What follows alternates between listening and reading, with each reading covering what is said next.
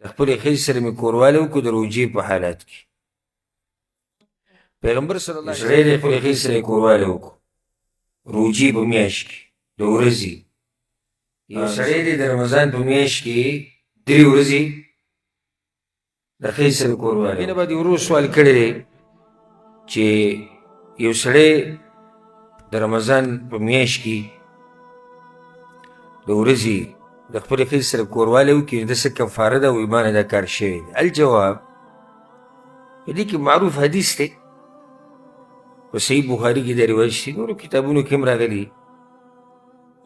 ابو هریره رضی الله عنه وایي چې موږ د پیغمبر صلی الله علیه وسلم سره ناست او په دې کې یو سړی راغی وی یا رسول الله هلکتو، ای د الله پیغمبر تباه شوم. هغه ورته ویې مالک څه شي تباه کړی، څه چل وشو؟ وقعت على امرأتي وانا صائم، د خپلې ښځې سره مې کوروالی وکړو د روجې په حالات کې. پیغمبر صلی الله علیه وسلم ورته ویې ښه نو غلام ازادولی شي؟ دې ځینې کفاره شروع شو. ها اولنۍ مرحله څه ده؟ غلام ازادول. هل تجد رقبة تعتقها؟ غلام ازادولی شو؟ نه یا رسول الله غریب یم.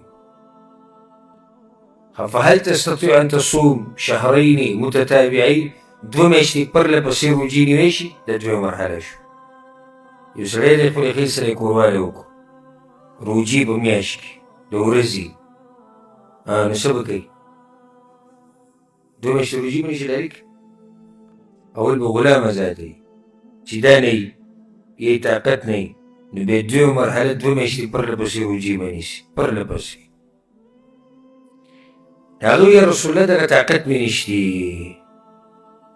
دغه روجې نشم نیوی. نو 3 مرحله فهل تجد اطعام 60 مسکینا؟ 80 مسکینانو له خوراک ورکولی شي؟ دا 3 مرحله شو. دلته دا خبره یاده کړئ چې دا اختیار نه دی، ګورئ دا ستا مرضي نه ده چې راشه زه ته پکې روجې ونیسو او راشه غریبانو له خوراک ورکوه په خپلو. نه ته به دقې شان تېرېږي په دې مرحلو باندې. اولنۍ مرحله اولنۍ کار غلام ازادول، دا خو نشتي یا طاقت نشتي، یا غلام نشتي یا طاقت نشتي، نو په دې پسې به دویمه څه ده؟ 2 میاشتې پرله پسې روجې به وي. سړی بیمار دی، بوډا دی، عمر یې ډېر دی، بله څه مسله ده، نو بیا 3 مرحلې ته راشي. څه دی؟ 80 مسکینانو له خوراک. خو د هغه خو ناشنا خبره وه دغه کس ته کوم چې راغلی وی یا رسول الله دې طاقت خو زما نشتي، د 3 ونو طاقت یې نشتي. اوس پیغمبر صلی الله علیه وسلم هم بیا کېناستو، هغه هم ناست. ابو هریره رضی الله عنه وایي موږ دغه شان ناست یو کس راغی پیغمبر صلی الله علیه وسلم پسې او یو شکرۍ یې راوړه او یو لوښی یې راوړو او په هغې کې دننه کجورې پرتې وي، ښه ډېر ښې کجورې وي. پیغمبر صلی الله علیه وسلم این السائل، هغه تپوس یې کوه څه شو؟ هغه راپاڅېد وی یا رسول الله زه وایي دا 200 صدقه یې کړه، مسکینانو ته یې ورکړه که د هغې بیا ناشته خبره. هغه وی یا رسول الله اعلی افقر مني، یعنې چې زما نه هم زیات غریب هغې له یې ورکړه. فوالله ما بين لابتيها أهل بيت أفقر من أهل بيتي. والله مې قسم وي ای د الله پیغمبر مدینه کې زما نه غریب بل څوک شته نه، نو زه اوس دا راوړم بل چا له یوسم. یو روایت کې راځي زما د بچو تر خپل ضرورت دی، نو زه دا کجورې راوړم بل له یې ورکوم او کور کې زما بچي وږي دي. وی فضحك النبي صلی الله علیه وسلم حتی بدت انیابه. پیغمبر صلی الله علیه وسلم مسکی شو، ویې خندل، غاښونه یې ښکاره شو. وی صحیح ده چې دا خبره ده اطعمه اهلک، خپل کور والله یې ورکړه. مقصدي خبره دلته هغه دا وه چې کفاره د دې څه ده، نو هغه بیان شو. بیا دا ورسره یاده کوي چې د هرې ورځې یو کفاره ده. یو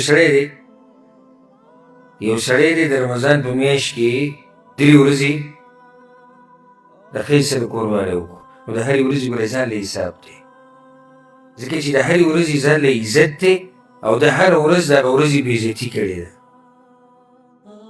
نو چې د هرې ورځې ځان له عزت دی نو بیا د هرې ورځې به ځان له کفاره ورکړي.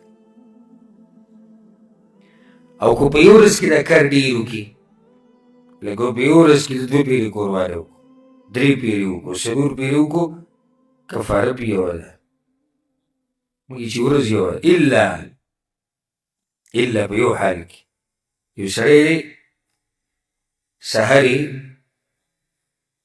د قیصر کوروالی وکړو رمضان کې، دا رانه څه وشو، لاړ غلام یې ازاد کړو، پیسې ورسره وي، مري غلام میلاوېدو هغه یې ازاد کړو، کفاره ورکړه که نه ورې کړه. ماسپښین یې بیا کوروالی وکړو، هم په دغه ورځ اوس به بله کفاره ورکوي. ولې؟ ځکه چې مخکینۍ ختمه شوې ده.